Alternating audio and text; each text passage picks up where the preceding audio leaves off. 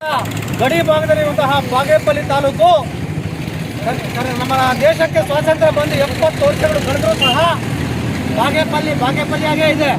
ಕರ್ನಾಟಕದಲ್ಲಿದ್ದರೂ ಸಹ ತೆಲುಗು ಪದದ ಬಾಗೇಪಲ್ಲಿಯನ್ನು 70 ವರ್ಷದಿಂದ ನಾವು ಹೇಳ್ತಾನೆ ಬಂದಿದ್ದೀವಿ. ನಾವು ಹೇಳಿದ್ವಿ, ನಮ್ಮ ತಾತ ಅವರು ಹೇಳಿ ಎಲ್ಲರೂ ಹೇಳ್ಕೊಂಡು ಬಾಗೇಪಲ್ಲಿ ತಾಲೂಕು ಅಂತ ಹೇಳಿದ್ವಿ. ಇನ್ನು ಹೇಳೋದು ಬೇಡ. ಯಾಕಂದರೆ ಬಾಗೇಪಲ್ಲಿ ತೆಲುಗು ಪದ ನಾವು ಕರ್ನಾಟಕದಲ್ಲಿದ್ದು ಕನ್ನಡೀಕರಣ ಮಾಡಬೇಕಂತ ಸುಮಾರು 70 ವರ್ಷಗಳಿಂದ ಹೋರಾಟಗಳನ್ನು ಸತತವಾಗಿ ಹಲವಾರು ಸಂಘಟನೆಗಳು, ನಾವು ಹಲವಾರು ಹಿರಿಯ ಸಂಘಟನೆಗಳು, ರೈತ ಸಂಘಟನೆಗಳು, ದಲಿತ ಸಂಘಟನೆಗಳು, ಕನ್ನಡ ಪರ ಸಂಘಟನೆಗಳು, ಎಲ್ಲ ಸಂಘಟನೆಗಳು ಹೋರಾಟ ನಡೆಸಿದ ಫಲವೇ ಈ ದಿನ ಈ ಭಾಗದ ಜನಪ್ರಿಯ ಶಾಸಕರಾದ ಎಸ್.ಎನ್. ಸುಬ್ಬಾರೆಡ್ಡಿ ಅಣ್ಣನವರು ವಿಧಾನಸಭೆಯಲ್ಲಿ ಚರ್ಚೆ ಮಾಡಿ ಬಾಗೇಪಲ್ಲಿ ಭಾಗ್ಯನಗರ ಮಾಡಿ ಅಂತ ಹೇಳಿದ್ದಾರೆ. ಆ ಕಾರಣದಿಂದ ರಾಜ್ಯ ಸರ್ಕಾರ ಇವತ್ತು ನಮ್ಮ ಚಿಕ್ಕಬಳ್ಳಾಪುರದ ಜಿಲ್ಲಾಧಿಕಾರಿಗಳಿಗೆ ಪತ್ರವನ್ನು ಕಳಿಸಿದೆ.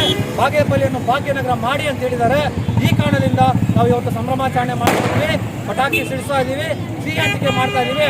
ಅದರ ಜೊತೆಗೆ ನಮ್ಮ ಜಿಲ್ಲಾ ಉಸ್ತುವಾರಿ ಸಚಿವರುಗಳಾದಂತಹ ಸುಧಾಕರ್ ಸರ್ ಅವರು ನಮ್ಮ ಕನ್ನಡ ರಾಜ್ಯೋತ್ಸವವನ್ನು ಮಾಡಿದಾಗಲೇ 1ನೇ ತಾರೀಕು ಹೇಳಿದ್ದಾರೆ, ಬಾಗೇಪಲ್ಲಿಯನ್ನು ನಾವು ಭಾಗ್ಯನಗರ ಮಾಡುವುದು ಬಿಡೋದೇ ಇಲ್ಲ, ಭಾಗ್ಯನಗರ ಮಾಡೇ ಮಾಡಿ ತೀರ್ತೀನಿ.